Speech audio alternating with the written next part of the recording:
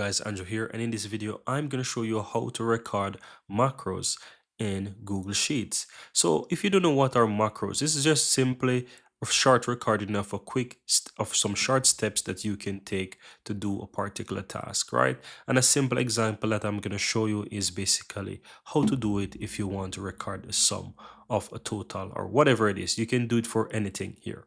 So in order to record a macro, you want to go ahead and click on the extension menu.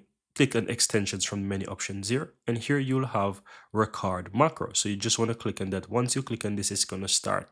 So I'm going to do a sum and show you how I'm going to record it. So once I record, you can see now here that the macro is now recording, and now all I have to do is just select my cell where I want to put the total.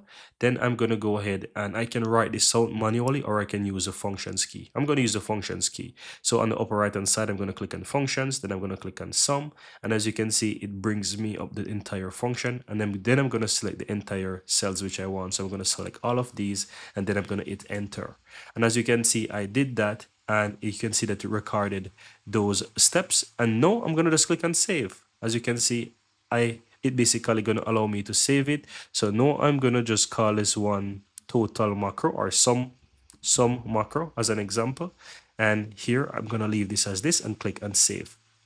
And as you can see, it is basically recorded as the macro. And here it's also, there's a script there to it, and you can always click on that and you can see more information here about it. So you can see that, guys, this is how you can easily go ahead and record a macro in Google Sheets. So, and that's it, guys. That's how you'll easily find macros. So in order to find your macros at any point in time, you can click on it and basically go to macros and select your macro, and you can use it.